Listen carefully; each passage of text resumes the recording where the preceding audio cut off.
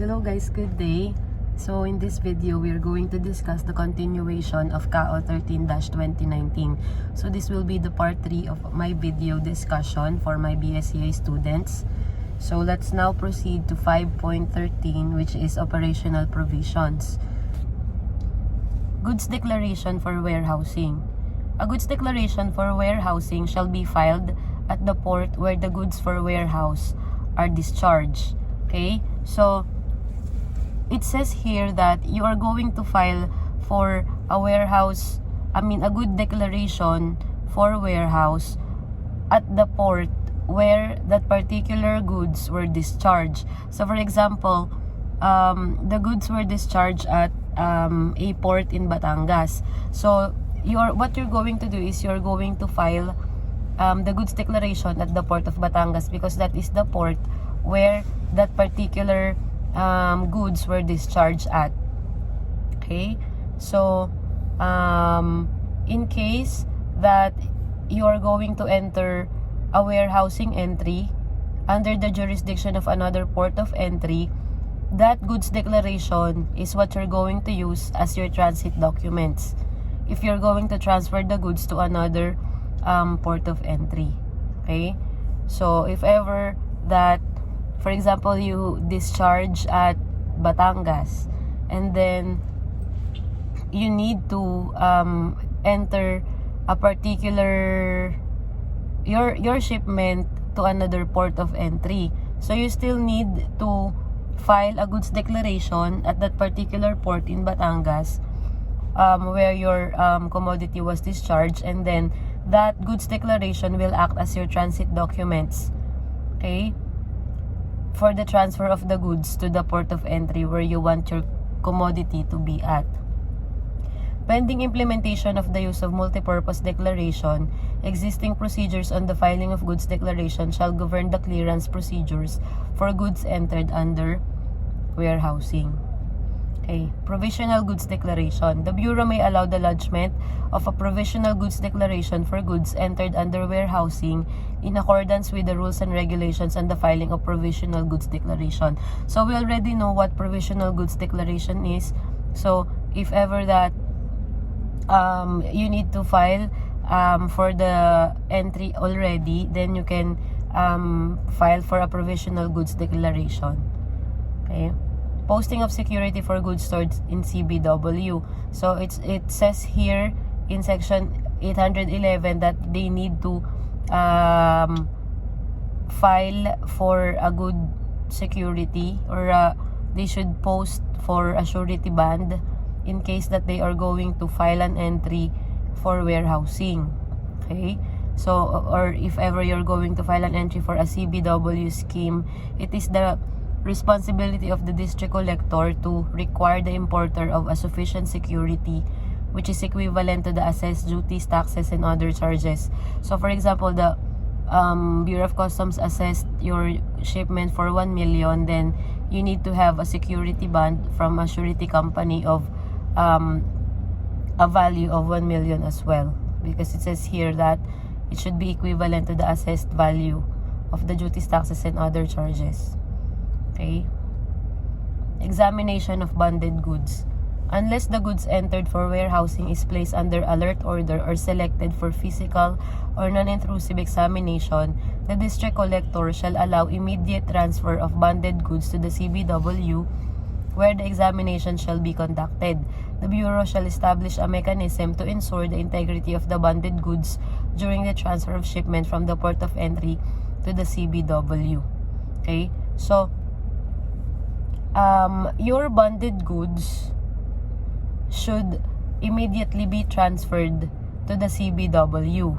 Okay, and therefore the examination shall be conducted there already, but that is unless it's under an alert order or its selectivity is read, for example, because they are going to already check on your goods that are for that are to be transferred to CBW at the pier or the port itself already. Okay, but if it's not under an alert order, the district collector shall immediately transfer the goods to the bonded warehouse where they are going to conduct the examination.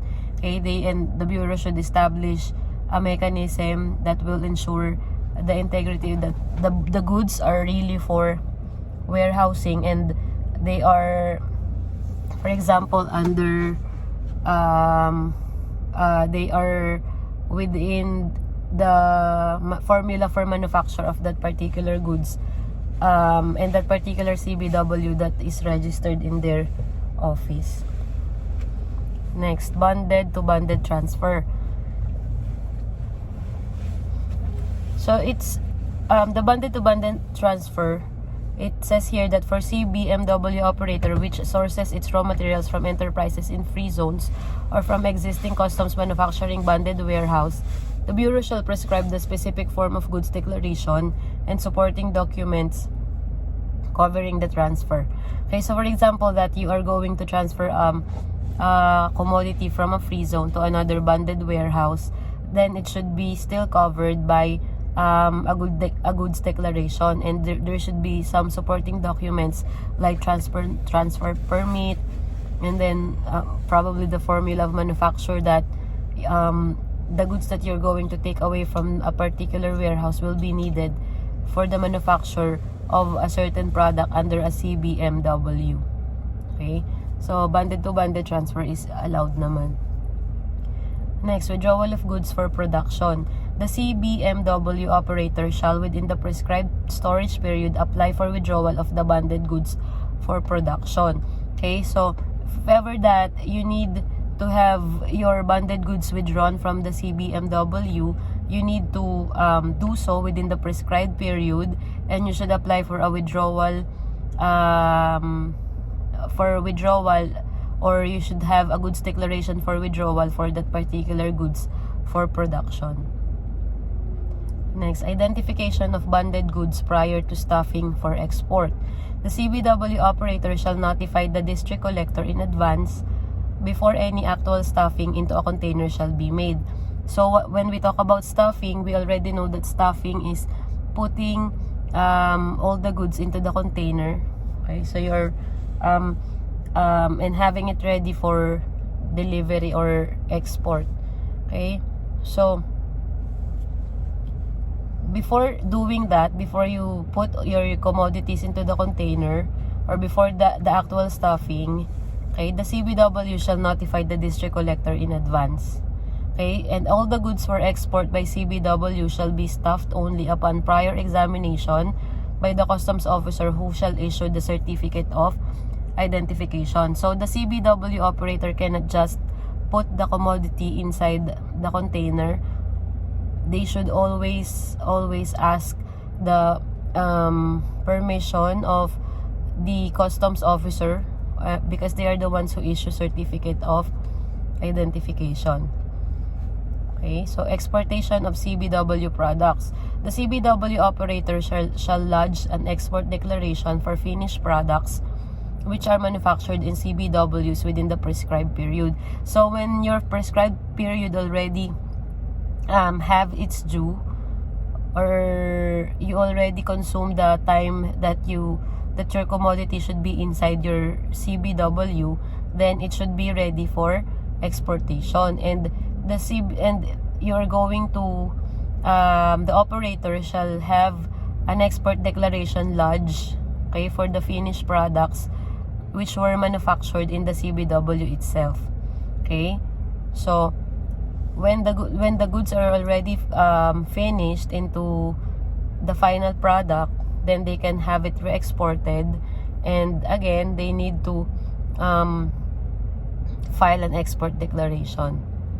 Okay, for CBMW or ICBW operator which supply its raw materials or packing materials to enterprises in free zones or to existing customs manufacturing bonded warehouse, the Bureau shall prescribe the specific form of goods declaration and supporting documents to be submitted. So when it's a CBW to free zone transfer or free zone transfer to another CBW, then the Bureau of Customs has their own specific guidelines or forms on how they are going to file for a goods declaration for that particular product. Okay, wastages. Wastages, rejects, and byproducts in the manufacture of export products shall be properly accounted for and disposed of in accordance with existing rules and regulations. So we already know what wastages are. So these are the rejects, or they are the mga tira-tira nung mga raw materials na manufacture into a finished product. So they should have an existing regulations on how they are going to dispose all of those and how they are going to properly account those wastages, rejects, and byproducts under the existing rules and regulations that the Bureau have. Okay, so next, liquidation of warehousing entry and cancellation of bond. The CBW operator shall cause the liquidation of the warehousing entry and the cancellation of the bonds related to the finished products. Syempre, when you're already done with your manufacture of your raw materials into finished products, then the bond will already be useless because you're going to pay for duties, taxes, and other charges already.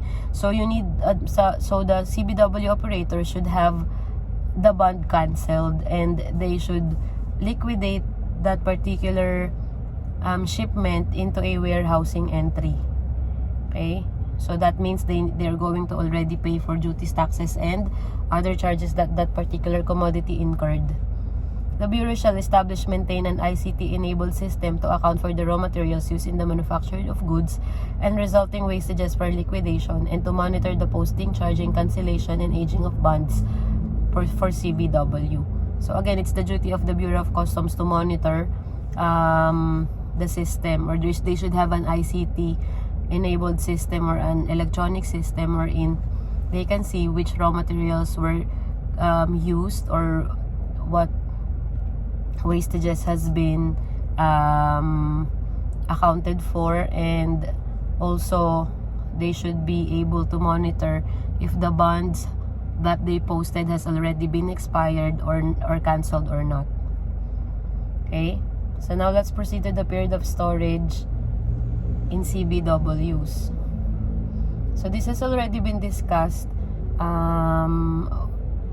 in our previous topics, but let us still further go into it.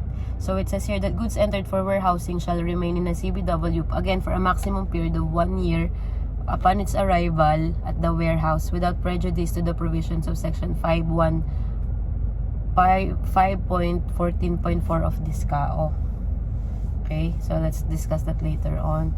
So when it's perishable nga, again, it shall be there for 3 months from the date of arrival at the warehouse, and then extendable and should be for a valid reason for another 3 months, and they should be doing the extension in writing to the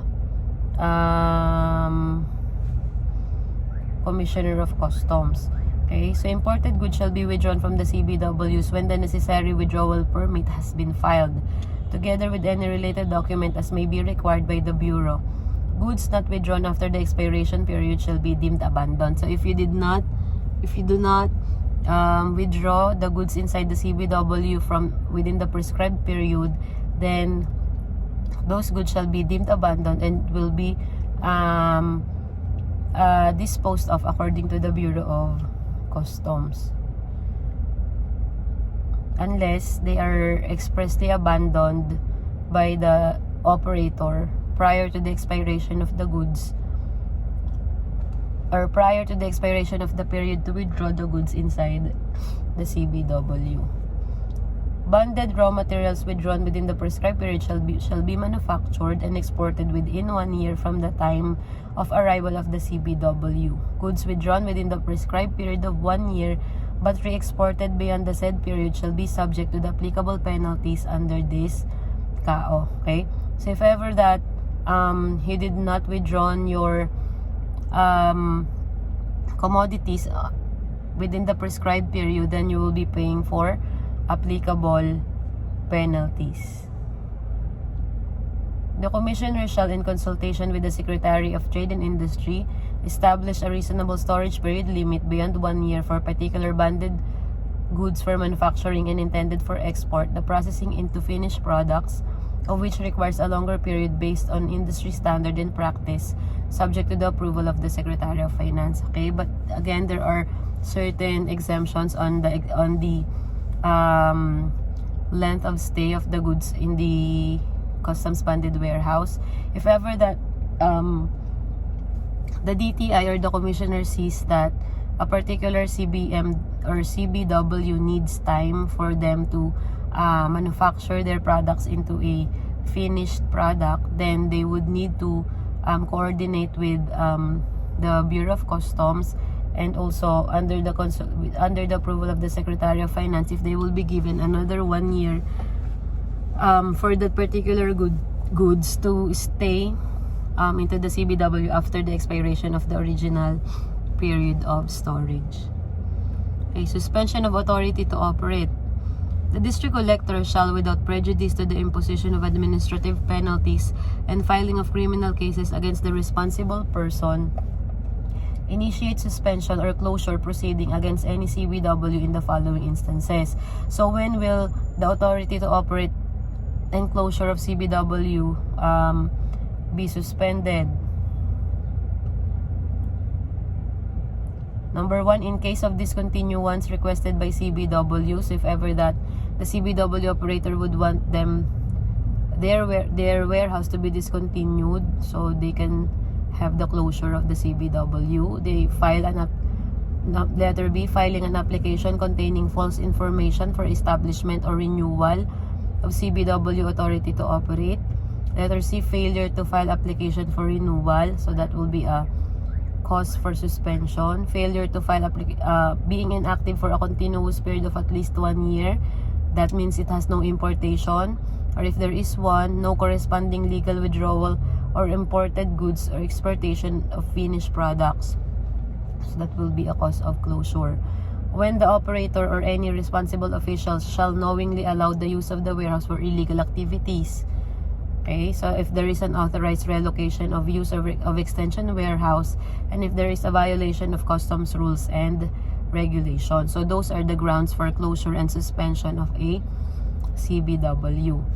Okay, next, upon the closure of the CBW, a careful examination of the account of the warehouse shall be made, and the remaining dutiable goods shall be disposed by the district collector in accordance with the existing rules and regulation. Okay, and then the closure of the CBW shall be effective upon approval by the district collector, who shall within 10 days inform the commissioner of such action in writing. The decision ordering the closure of a CBW may be appealed to the commissioner.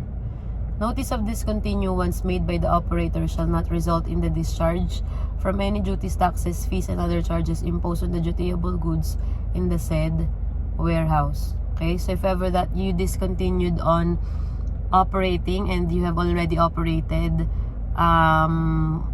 the CBW, then you still need to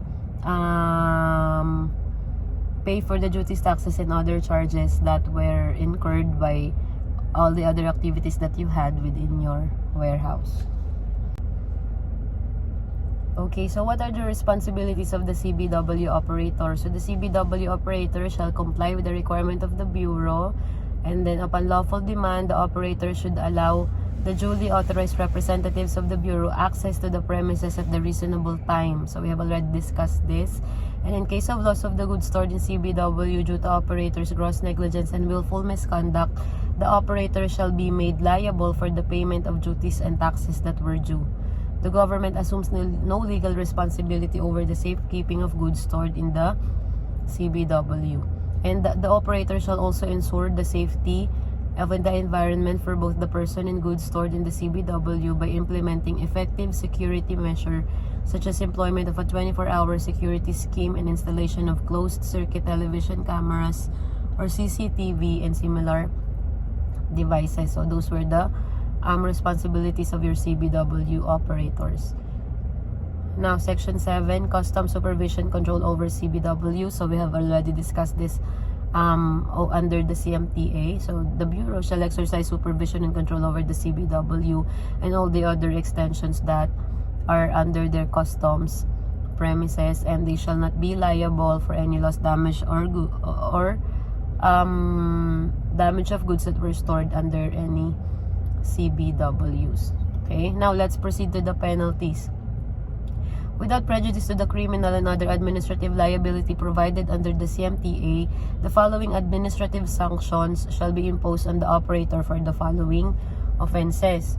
Okay, number 1, diversion or unauthorized withdrawal or repacking. So if ever that you violated the law and you did withdraw without the authorization of the Bureau of Customs, or you repack or do something with your goods inside the CBW, for the first offense, you're going to pay for the duties, taxes, and other charges, and a surcharge of 50% of your duties, taxes, and other charges. For the second offense, you will be suspended of your warehousing privileges for 6 months. And for your third offense, your CBW will already be closed. And where there is withdrawal is attended with fraud, again, that will be a ground for closure of the CBW. Okay, so number 2 offense, unauthorized relocation. So if you relocate your CBW without the authority of the Bureau of Customs, so for your first offense, just like the first one, you are going to pay for the duties, taxes, and other charges, and also a surcharge of 50% of duties, taxes, and other charges. And then again, for the second offense, you will be suspended for 6 months. And then for the third offense, CBW will be closed. Okay, any person who enters any CBW with intent to unlawfully remove any merchandise, or who shall aid or abet such removal, shall suffer the penalties provided in Section 1401 of the CMTA. Okay, number 3, penalties for late filing of the authority to operate a CBW shall be as follows. So if ever that you file for your CBW late at a later time, so for a member of a CBW and ICBW, so you have the list here of your penalties. So from 100,000 to 250,000. Okay, and then for the other CBW, from 150,000 to 250,000, and suspension of your privilege as a CBW operator. Failure to submit the documents within the prescribed period under Section 5.6 shall result to the closure of your CBW. However, the CBW operator may still reapply as a new applicant. Okay, now another offense was late re-exportation. So if you re-exported your commodities from the CBW later up to 6 months, you're going to pay for 2% per month of the collectible duties and taxes accounted from the date of expiration of the bond to date of the actual exportation. If it's beyond 6 months, penal amount of the bond in addition to the 2% per month of the collectible duties, taxes from the date of expiration of the bond to the date of actual exportation. Okay, these penalties has their own computations, so you're going to discuss them when you have the computation subject. Late submission of documents as proof of re-exportation or authority to cancel bonds, so they have their own computation as well for the penalties. And without prejudice to the actions of the Bureau, may file against the importer or surety company for breach of bond or take action on the importation pursuant to the CMTA. The provisions on existing regulations on fines, penalties, and surcharges shall be applied on erring importers and warehouse operator, and the penalties provided in this CAO shall be without prejudice to the criminal and other liabilities imposed under the CMTA and other laws. Okay, so those are all about your customs bonded warehouses. So if you have some questions, feel free to message me, and we will be discussing all those things that were not clear to you. Okay, thank you guys. God bless you all. Bye bye.